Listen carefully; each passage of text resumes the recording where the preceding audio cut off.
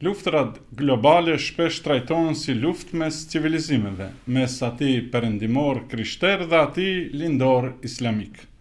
Ky është interpretim i thjeshtëzuar i realitetit gjeopolitik sepse, siç po shihet, muslimanët nuk luftojnë vetëm me krishterët dhe hebrejt, por ndodh që muslimanët të luftojnë me muslimanët, apo më saktë udhëheqësitë e shteteve në të cilat jetojnë pjesëtarë të fesë islame i shpallin luftë njëri tjetrit.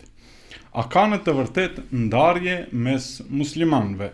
Cila është historia e ndarjes në dy rryma apo deg kryesore në islam dhe kush janë ato? Pse lindën dhe si funksionojnë sot? Për këto pyetje në studion e dialogut të lajmi kemi të ftuar Dr. Zekeria Bajramin, teolog i mirënjohur në trevat shqiptare. Faleminderit i nderuar që në muajin e Ramazanit gjetët kohë të jeni mysafir në dialog të lajmi. Gjithashtu ju faleminderit edhe juve për ftesën që keni marrë këtë temë ta trajtojmë. Si lindi ndarja mes sunitëve dhe shiitëve? Na e bëni një përshkrim të shkurtër historik lidhur me shkaqet që sollën ndarjen e muslimanëve në dy deg. Bismillahirrahmanirrahim. Muslimanët në kohën e pejgamberit sallallahu alaihi wasallam ishin truq, ishin të gjithë një drejtimi që i quajmë ne sunnit, ehli sunne. Kjo vazhdoi edhe në periudhën e kalifit të parë Ebu Bekrit radiallahu anhu. Pastaj filloi trazira me vrasjen e Omerit, kalifit të drejtë Omerit, kalifi i dytë, ku atë e preu një zjarputist me gjuz, e preu në mihrab, ai duke falë sabahun. Dhe prej aty u hap dera e trazirave dhe dera e fitnes. Nga se i dërguari sallallahu alaihi wasallam pa të thonë, Omeri është dera e fitnes, që do në thot dera e mbyllur. Me thyrjen e derës hapet fitnja dhe del në mejdan. Kështu që me prerjen e Omerit fillun trazirat, pastaj therja e kalifit të tretë Othmanit deri te edhe i katri edhe Aliu. Ndërmjet hilafetit të Othmanit, pra ndërmjet udhëheqjes së Othmanit dhe Aliut, u bën shumë trazira dhe filluan të formohen grupacionet. Erdhi deri te vrasja e Aliut. Kështu që menduan, u bën një grup njerëz që do të vrasin Muaviun, i cili ishte si kundërshtar, dhe Aliun, dhe do të mbyllet kjo çështje. Mirë po, ai që premtoi dhe mor përsipër të pret Aliun dështoi nga një aspekt, dhe ai që mori përsipër të therr Aliun e realizoi. Dhe prej atij u përskeq situata, nga se ndasi të mendimeve kishte, dhe ajo paraqitja e shijave në herën e parë ishte nga ajo se disa mendonin, kjo në fillim ishte krejt politike, s'kishte të bëjë me fejen, mendonin se hilafeti pas pejgamberit me njëherë i takon Aliut, si familjari, thonë Ehlul Bejt, familje pejgamberit sallallahu alaihi wasallam. Disa ishin të mendimit dhe ajo ishte morale që meritonte për udhëheqjen e muslimanëve për halif meritonte Ebu Bekri, pa diskutim. Saqë i dërguari sallallahu alaihi wasallam duke qenë i sëmur, Ebu Bekri ka dalë imam, ka falë 18 kohë të namazit, pejgamberi ka qenë xhamati i tij. Kjo ishte një shenjë, një signal që ai do të jetë zavendës i pejgamberit dhe ashtu po. Mirë po, nuk ishin të kënaqur një grup njerëz, disa nuk ishin të kënaqur seriozisht, sinqerisht, mirë po disa këtë përdornin si mjet për të bërë trazira në mesin e muslimanëve, dhe prej këtu ajo ndarja e grupeve që u bën që quhen Shiatu Ali, simpatizerët për krahasit e Aliut, dhe me vrasjen e Aliut kjo veç mor fund që u ndarën.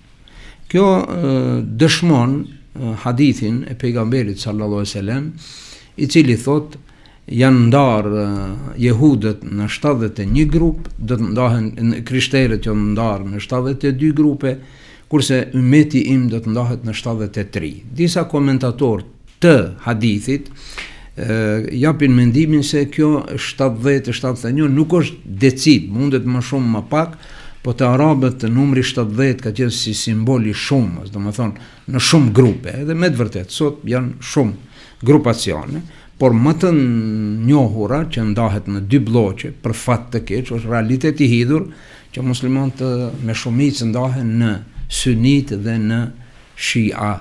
Kjo është ajo përfundimi i kësaj derisa mori bandit ndarjen, edhe u përzije dhe çështja fetare, kurse në fillim ishte vetëm politike, organizative e kështu me radhë. Profeti Muhammed kishte familjar profetin Aliu, do të thosh jo sahabijun, halifin Ali, po. Profeti e kishte Aliun dhëndër. Po. Ndërsa profeti Omer, i cili u zgjodh dhe si kalifin e themi, kalifi Omer, po, kalifi Omer, po. A është zgjedhur në mënyrë, po flasim me termat e sotëm, demokratike, pra a ka pasur një lloj zgjedhje, një lloj kuvendimi midis dietarëve të asaj kohe? Shumë zgjedhje apo dhon bes, i thon mubaya'a në këtë formë, o janë besatu muslimanët me të madhe e para për zgjedhjen e Ebu Bekrit. E pastaj Ebu Bekri ka pas autoritetin dhe pozicionin që pas vetes ta lën Omerin si zëvendës. Dhe këtu nuk ka pas shumë fërkime për Omerin, përveç ai grupa që prej në fillim prej te Ebu Bekri nuk ishin të kënaqur. Mirë po, deri atëherë ishte mendimi se mundet dhe lejohet të bëhet halif njëri, edhe pse ka një tjetër më meritor, pra aludonin në Aliun. Një grup thonin Aliu është më meritor se Ebu Bekri, por ne e pranojmë pasi e zgjodhi shumica me të madhe, ato them me të madhe u zgjodh, ja dhan besën Ebu Bekrit, dhe ato që ishin të pakënaqur u ndanë në 2 grupe. Një grup mendonte se s'ka problem, ky është Aliu më meritor është, po pasi është zgjedhë Ebu Bekri nuk ka problem. Një grup nuk u pajtun hiç, thoshin jo, nuk mundet me zavendësu dikush pejgamberin përveç Aliut, por shumica e muslimanëve ishte. Et pastaj Ebu Bekri e lën zavendës Omerin dhe njoni i thot, se Omeri ka qenë i njohur si ai që ka qenë shumë i fuqishëm, po pak është duk para njerëzve dhe i vrasht. Omeri ashtu përpara plesht ishin nufusin e ka patur, sa që një rast tregohet, Omeri ka qenë duke ndejt me disa shok dhe është teshur. Njoni ti ka ratifikt nga frika, nga trishtimi, ashtu që ka qenë Omeri, kjo do në thot ajo. Dhe njoni ka thonë Ebu Bekrit, si në formë të pak të kundërshtimit, apo të, ka thonë, mos e le Omerin, se Omeri është shumë i vrasht. Ebu Bekri ka thonë, Omeri, në mbrendi është më i mirë se jashtë. Jashtë duket i tillë, ama në mbrendi është shumë i mirë, sa që Omeri në shumë raste ka qajtur. Për rastin e muslimanëve ka qajtur, sa që një herë, me nxise e ka falë sabahun, se një kanë dëgju leximin e Koranit, se ne kanë dallu nga të qamuri që i ka qase, e kanë dëgju një fëmijë duke qajte, kështu me radhë është historinë vete, e në fund Omeri është i pari në historinë njerëzore që ka caktuar thuje atë shtimin fëminor, shtesën fëminore, prej të Omeri ajo ka fillu. Mirë, po Omeri kishte bo zakon që derisa fëmiu është për gjirin e nënës nuk i takon. Kur ta ndaj nëna nga gjiri, atëri takon shtesë. Edhe një natë duke kalu Omeri në për Medinë, duke kontrollu, ndëgjon një fëmijë duke qajë me të madhe dhe bërtet të dera, thot ndale fëmijën mos e le të qajë. Tha e ka shtim me qajt Omeri. Ajo se dike se kjo është Omeri. Tha pse çka ka Omeri? Tha po ai tha ka bë kusht që nëse nuk është i ndarë fëmijën, nuk i takon shtesë dhe unë kom ndarë para kohe. Edhe Omeri namazin e ka falë të qajtë dhe ka thonë sa fëmijë të pafajshëm i pas ka shtim me qajtë Omeri. Me këtë tregon atë mbrendinë e Omerit sa ka qenë i urtë i mirë, e kështu. Edhe me testamentin e Ebu Bekrit, Omeri bëhet zavendësi i Ebu Bekrit dhe bëhet amir apo khalifi muslimanëve. Nderuar Hoxh, si analist politik që jam, duhet të pyes, ndoshta pyetja nuk është shumë e përshtatshme për kontekstin kohor të asaj kohe, por a ishte dëshira për udhëheqjen e kalifatit, luftë për pushtet dhe në fillimet e saj ndarja a ishte vetëm teologjike apo kishte edhe ngjyrime politike dhe ideologjike? Si evoluoi ajo gjatë shekujve?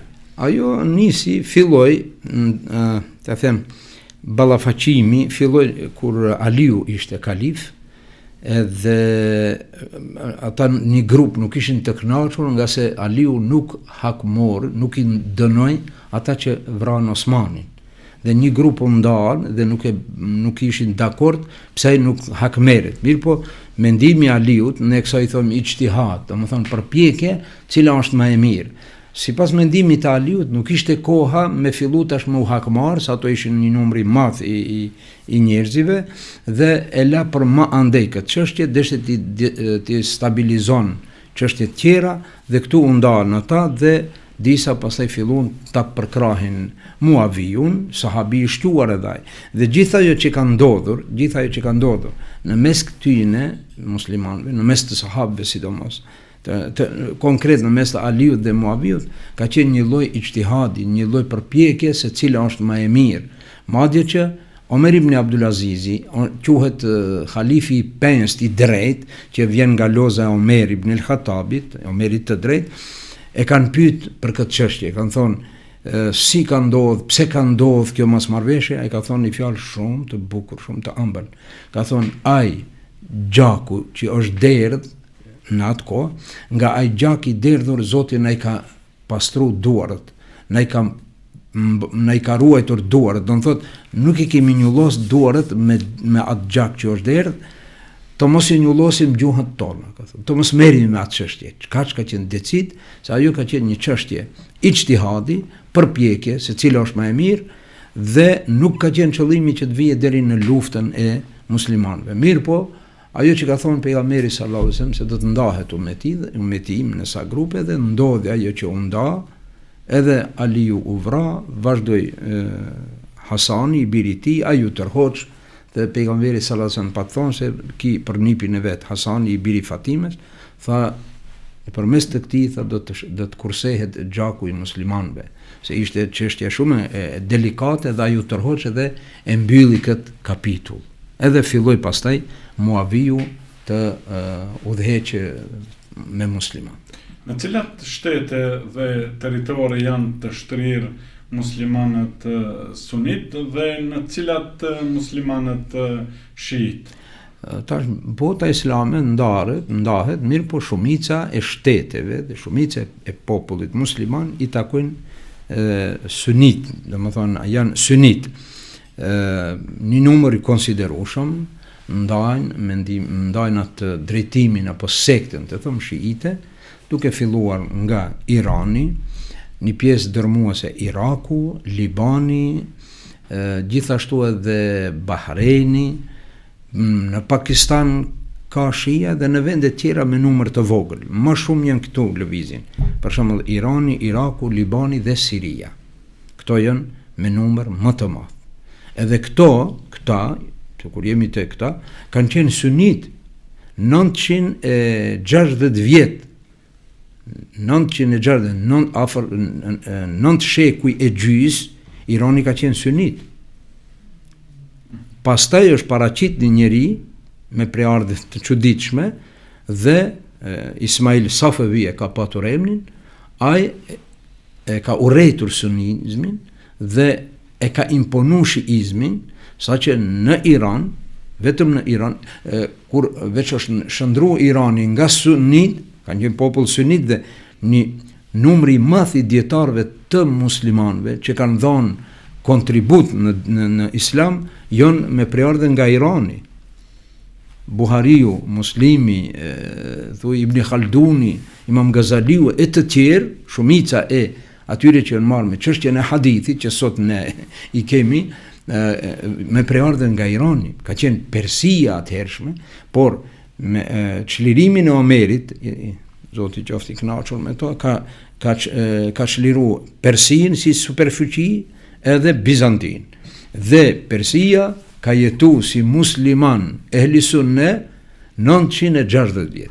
Pas 960 viteve, afër 1000 vjet, afër 10 shekuj, vjen personi në emën që përmendëm dhe ai me dhunë, sa që thuhet në historise, 140.000 musliman sunnit a i ka likvidu dhe me dhunë i ka detyru të pranojnë shiizmin. Dhe prej atëherë daton shiizmi, se nuk ka qenë Irani prej fillimit shi.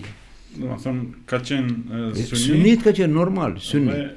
Tani është bërë shtet shi. Është bërë shtet shi, është bërë me dhunë, me diktaturë, sa që thuhet se ai ka hinë ka pas ato ushtarët e vet dhe njerëzit prej xhamie, kush se ka pranuar shiizmin, kush se ka pranuar mezhebin shiit, i ka marrë prej minarës i ka xhujt.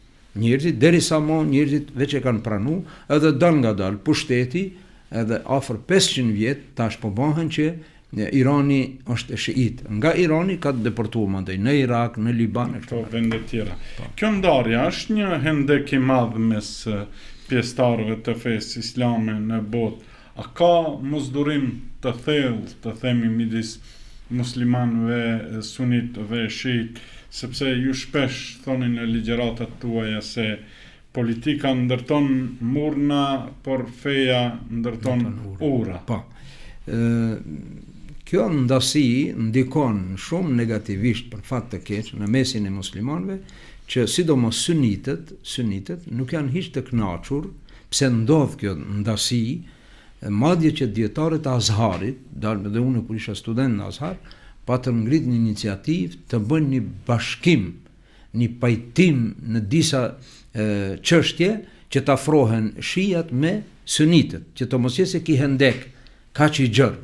Mirë po politika ndërhinte dhe nuk e la ato që deshën ta realizojnë dietarët, nga se kishte mendime pozitive edhe nga ulemat shiit, edhe nga ulemat sunnit, edhe ato patëm pregadit një farë këshilli, edhe të bisedojnë disa gjërat, njëri të lëshon pe, tjetri të mos kese armiqësi në mes, sa do kudo ato thonë shahadetin, sa do kudo janë musliman. E tash me disa vepra, se edhe ato ndahen në shumë grupe, edhe shijat ndahen mbi 70 grupe, ndahen vetëm shijat, duke filluar prej një grupi që quhen Zeidije, ato janë shumë afër ehli sunnetit.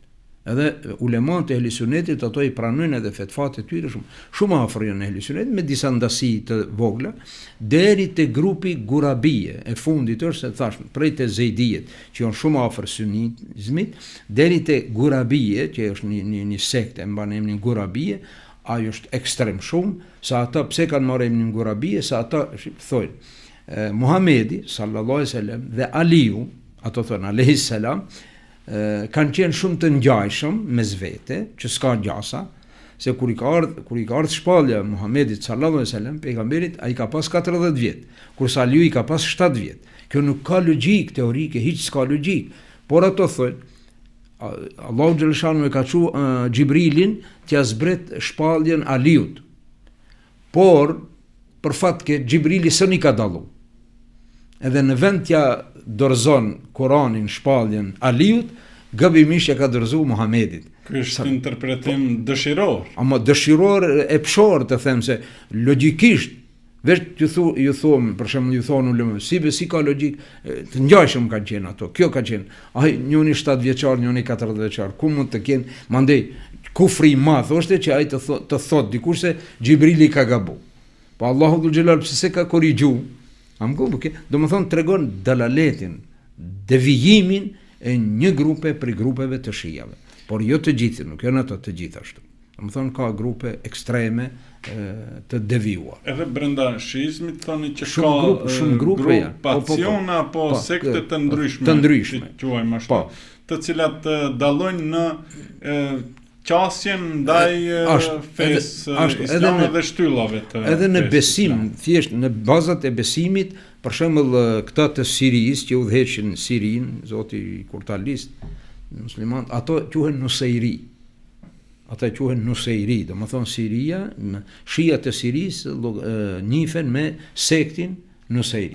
Ndoshta për publikun është mirë ta shpjegojmë që pjesëtari i këtij grupi ka qenë ish udhëheqës sirian. Po, ka qenë prej Asadit që ai që ka bërë grushtet, e kinse formalisht e ka pranuar islamin, por i ka taku kësaj sekte që më tepër i urren muslimanët se sa të tjerë, që s'janë muslimanë, mos përmendi. Domethënë urrejtës i muslimanëve e sidomos sunitëve, pra deshëm të them se janë shumë grupacione. Te Iranit janë Ismailije, ato janë Nusairit, por bashkohen në atë ambrellën shiite, të gjithë janë shia. Kjo ndarje, e cila në thelb është brenda Islamit si fe, si religion, sot është transferuar shumë në dimenzionin politik ose ideologjik? Po, ka ndiku. Te sunitët nuk rrahin gjyks sunitët se ne jemi sunite në atakon kjo, por te shijet ndikon kjo, është mbjell ajo politika, është mbjell që duhet të jenë të gjithë muslimanë sikur ata. Më kupton. Ne sunitët ja u duam të mirën të gjithë muslimanëve, se sunit do të thonë rruga e pejgamberit, ehli sunne, rruga e pejgamberit, e cila me të vërtetë është më e vërteta dhe me shumë fakte, por të ato ndikon edhe politikisht, se po thash fillimi zanafilla e çpikjes si shiizmit ka qenë politike, pastaj ka kaluar edhe në çështjet fetare. Cila është qasja e shiitëve ndaj profetit Muhammed?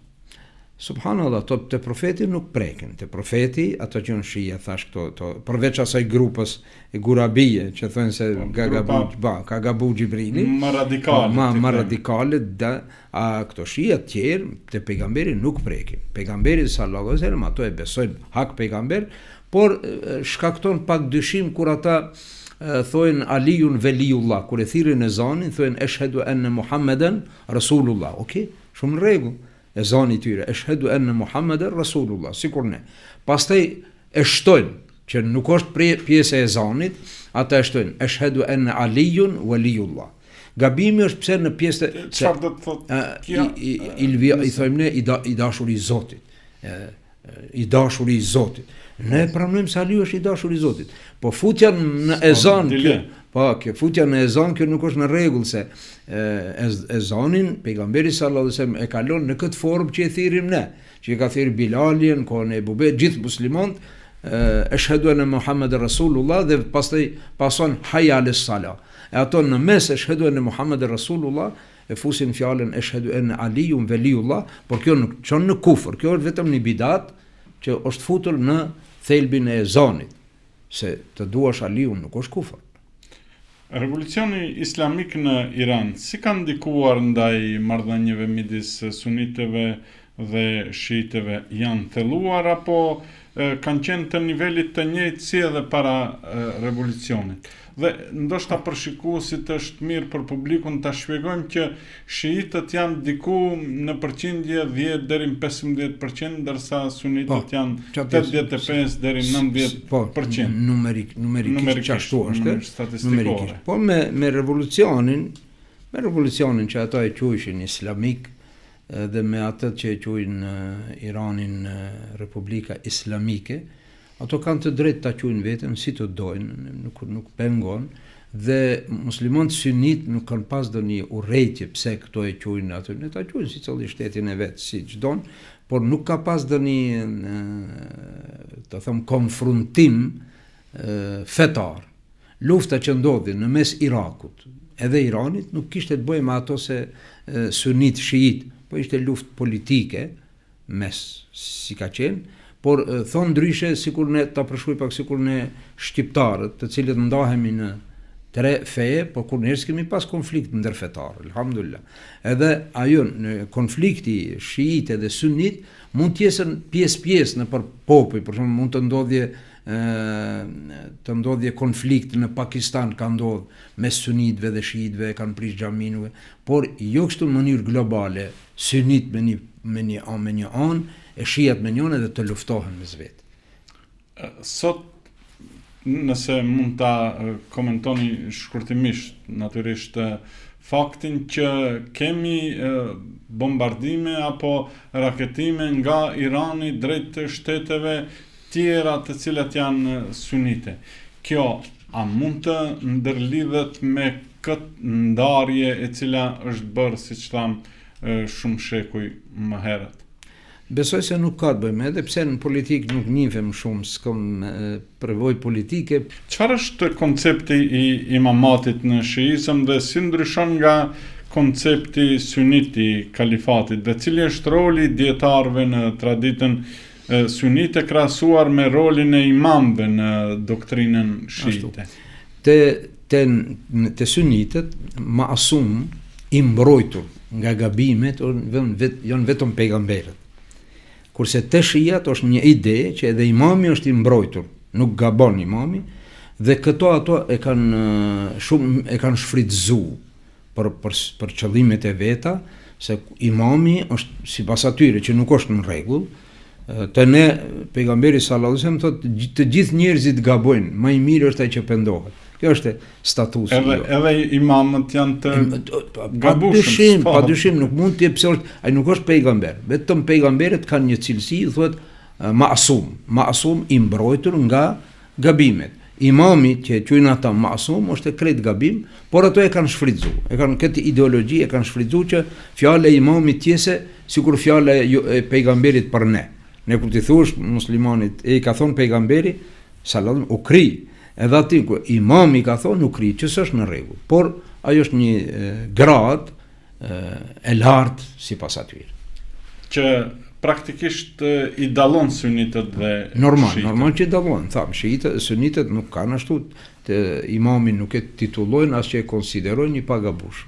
Edhe pse imamët është e vërtet që edhe të sunitët kanë respekt jashtëzakonshëm. Po tamam, tjetër është respekti, krejt është okay, po jo të llogaritet imami, kushdo që tjese, as miftia, as ai Azharit, Shehul Azhari, që është në botë ai titulli grada më e lartë, asaj nuk llogaritet te sunitët i pagabuar. A konsiderojnë sunitët dhe shiitët njëri tjetrin pjesë të islamit, po flas me terma të përgjithshëm, ndoshta generalizues, sepse ju shumë bukur e shpjeguat faktin që ka grupacione, sekte, klane brenda rrymave, brenda degëve, ndoshta edhe tek sunitët kemi ndoshta grupacione radikale që janë, po themi, më kundërshtues apo më mohus ndaj shiitëve, do ta shpjegoni natyrisht ju, dhe sunitët a ndjejnë më të afërt një krishter apo një shiit, dhe andodhe kundërta, një shiit ta ndjej më të afërt një krishter se sa një sunit. Po mundohem t'i bëj këto pyetje në mënyrë pak më retorike, ndoshta të thjeshtësuar, që publiku ta kuptoj këtë realitet, sepse i nderuar Hoxha është e vërtet që për këto tema pak flitet në mediat tona, dhe unë po bëj një përpjekje që ta shpjegoj një realitet i cili është faktik, ekziston në botën islame, por pak dihet për këto çështje tek ne.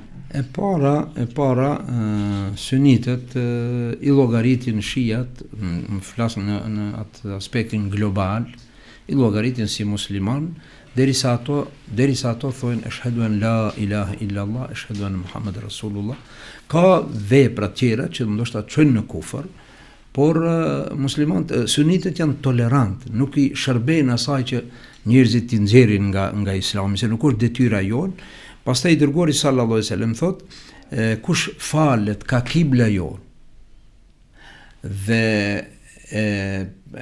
përdor të therrurën tonë, do të thonë me bismillah kurbane, po ajo më e rëndësishme, kush falet ka kibla, do të thonë falet ka kibla. Edhe pse ka diferencë edhe gjatë faljes te shijet, mes shijave edhe sunitëve. Ato për shembull nuk e falin xhuman. Se ato presin kur të vjen Mehdiu, imami, ai të dalë imam. Kjo është ideologjia e tyre. Po sunitët, do të thonë, shiitët nuk e falin namazin e xhumos. Nuk e falin se nuk e kanë, pse namazi i xhumos duhet falet me imam, se imami nuk është. Ato imamat që i kanë nuk presin imamin që të vijë. Po, që të vijë Mehdiu, kështu.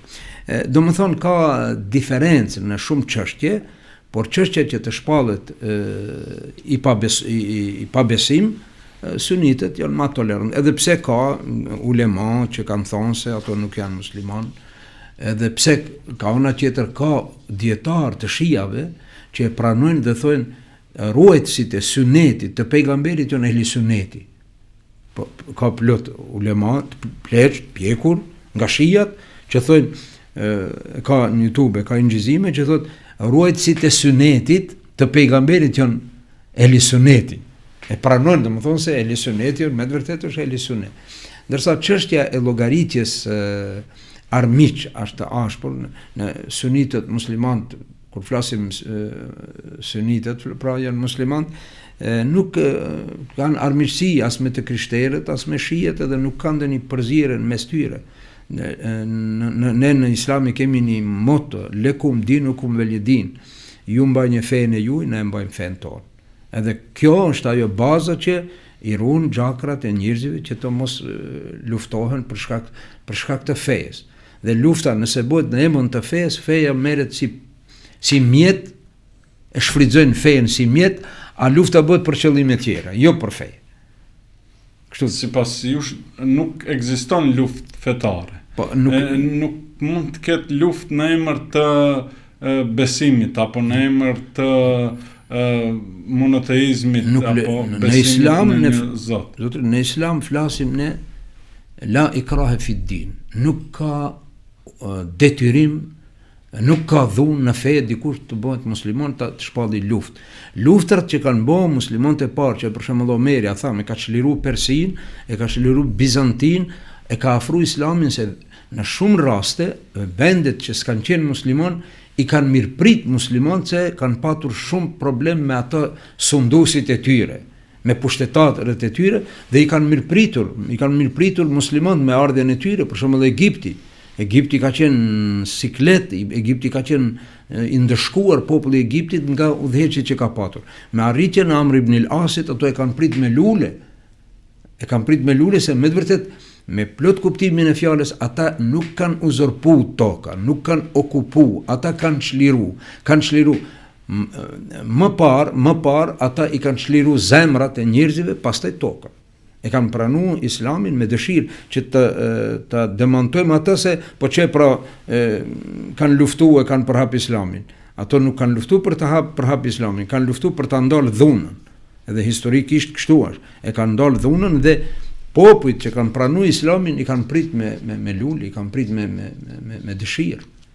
Ju e shpjeguat atë që është qasje e sunitëve e padiskutueshme që profeti pra është një personalitet shumë i dashur për pjesën e botës e cila i takon fesë islame. Dhe thatë që tek pjesa shiite nuk ka dilema përveç një grupacionit vogël që e përmendet me emrin specifik Gurabije. Por a ka qasje e cila dallon ndaj personaliteteve të ndryshme? Për shembull, në debatet e ndryshme, aq sa kam mundur, normalisht unë jam i limituar në njohurit lidhur me këto çështje, ndaj Hazreti Aishës, a ka qasje e cila dallon tek shiitët me sunitët? Normal që sunitët Hazreti Aishën e quajnë Hazreti Aisha nënë e muslimanëve, se Allahu xhaleshan në Kur'an thotë azwajuhu ummahatukum, gratë e pejgamberit janë nënat e juaja, që do të thotë nënat e juaja të respektohet dhe ka qenë ndaluar pas vdekjes së pejgamberit sallallahu alajhi wasallam që ndonjë prej grave të martohet. Me kë të martohet? Nënat e muslimanëve, kjo është. Aisha te muslimanët, te sunitët ka një grad më të lartë nga të gjitha gratë, me përjashtim Hatixha, gruaja e parë e pejgamberit, e cila e ka ndihmuar dhe është muslimonja numër 1 pas pejgamberit, bashortja e Hatixha radhiyallahu anha. Pastaj vjen Aisha me atë madhështinë e vet, me atë personalitetin e vet. Mirë po, një grup e shijave, ajo ka rrjedh prej jehudëve, prej Abdullah bin Selulit, ka qenë bin Ubej bin Selul në Medinë, i cili ishte përgatitur se ishte afru koha se do të vinë pejgamberi i fundit. Dhe ai kishte bë veten gati, kishte përgatitur veten që veç kishte ardhur që ai ta shpallë veten pejgamber. Por ju fik lampa me ardhen e pejgamberit në Medinë, ai humbi, edhe ai kinse e pranoi Islamin publikisht, formalisht, por e urrente Islamin në mbrendi dhe shumë zullum ju ka bërë muslimanëve me emën musliman. E prej aty ka rrjedh mandej fitnë. I bie që të ketë qenë pagan apo hipokrit, i cili e ka fshehur mosbesimin dhe urrëtitjen ndaj islamit, apo ndryshe publikisht është paraqit musliman. E prej atij ka rrjedh ajo mos dashja të them te kalimi i urrëtitjes së Aishës i disa të tjerë ashabëve të tjerë ka shkuar nëpërmes të jehudëve. Jemi në fund të këtij dialogu të lajmi. Ndoshta nevojitet shumë kohë, nevojitet shumë hapësirë për të shpjeguar këto fenomene, por shkurtimisht nëse mundet. A respektohen njësoj shtyllat e besimit nga sunitët dhe shiitët? Idenë e kam të shpjegojmë për publikun. A e thonë njësoj dëshminë e besimit atë të thatë që nuk ka dilemë? A falen njësoj, a agjerojnë njësoj si sunitët, a ndihmojnë, pra japin sadakan, zekatin, njësoj njerëzit në nevoj, pra a i ndihmojnë, dhe a shkojnë në haç njësoj. Këto dy pjesëtar të dy degëve kryesore të islamit, dhe ndoshta nuk është mirë të themi, por me që jemi edhe në muajin e agjerimit, që t'i kërkojmë dallimet, por t'i shpjegojmë më mirë piktakimet për t'u shpjeguar vetvetiu dallimet. Po, ndëgjoj nderuar, në bazat e fesë, që janë ato shtyllat, 5 shtylla që thot pejgamberi sallallahu alajhi wasallam, është ndërtuar Islami mbi 5 shtylla, duke filluar prej dëshmisë deri te agjerimi. Do të thot ato nuk e mohojnë asnjë prej këtyre. Edhe pse thash në çështjen e namazit kanë pak diferencë, për shembull nuk e falin xhumon, është përgjegjësia e tyre, po e kanë arsyeën e vet, por namazin si namaz, ato grupe që thash janë afër sunitëve, sikur Zejdijet, Ismailijet, këto 5 shtyllat asnjë nuk e mohojnë. E tash sa i praktikojnë, sa japën zeqat për qindje, si agjerojnë Ramazanin, haxhin e bojnë, i kemi pa shkojnë në haxh. Domethënë këtu nuk ka ndonjë mohim që ta mohojnë ndonjë prej shtyllave të Islamit. Në aspektin praktikës mund të ketë diferencë, mund të ketë dallime, disa duken të qarta, disa nuk i dim ç'është. Tham në aspektin e organizimit fetar, organizimi pra është i ndryshëm tek sunitët dhe tek shiitët, ajo që ata e quajnë imamati. E përmendet ju Imam Mehdiun. A mund ta shpjegojmë për publikun se cili është ky personalitet dhe çfarë përfaqëson ai, pra ju that ardhja, pritet kthimi i tij, ata shiitët normalisht e presin kthimin e tij. Ai bie kjo njësoj sikur krishterët që presin ringjalljen e Hazreti Isait. Ndoshta paralelja nuk është adekuate, por unë po bëj pyetje si laik dhe distancohem nga njohurit teologjike. Në rregull, shumë. Pyetja është sikur ti njeh sendet, sikur i njeh një send. Çështja e Mehdiu është i paralajmëruar nga vetë pejgamberi sallallahu alajhi wasallam, se do të vijë në fund në kohë, do të vijë është temë shumë gjatë në vetë, është, dhe ato e besojnë edhe sunitët. Mirë, po shiat besojnë në një personalitet këtë ndryshe, sikur ai do të vijë vetëm për shiat. A Mehdiu që do të vinë për gjithë umetin. Ato kanë pak, të them, rezervë ndaj disa çështjeve të sunitëve, edhe pak mbas sa dimne, shiat në vendet islame sunite kanë më shumë të drejta si shia, për shembull nuk ka në Kuvajt ka shia, nuk kanë kurfar problemi. Në Pakistan për shembull ka shia, por nuk kanë problem. Kurse shiat jashtë vendeve sunite, për shembull në Iran, sunitët shumë pak të drejta ka. Para mendo Teherani ka disa xhamia me qindro, por sunitët nuk kanë xhami. Dhe do të thonë janë pak diskriminues. Nuk u lejohet kanë xhami as për ta falur namazin. Kështu në rrallë mund gjendet diku ku janë me shumicë, por në këtë çështjen të them transparencës dhe tolerancës, ato janë më konservativ dhe më të ashpër ndaj sunitëve se sa sunitët ndaj tyre. Nderuar hoc, unë ju falenderoj shumë që ishit në dialog të lajmi. Shpresoj që ndriçuam një pjesë të historisë islamit, e cila tham që ka brenda vetës ndarjen, por ka brenda vetës edhe uniteti. Pikat e unitetit duhet të jenë më shumë se sa të ndarjes, megjithëse në praktikë kështu sikur është, po ne inshallah nuk I kemi shkaktu huti publikut se I kemi ra për shkurti, besoj që të jetim në rregull inshallah. Shumë faleminderit. Allah ju rujt, edhe ju faleminderit. Gjithashtu edhe ju.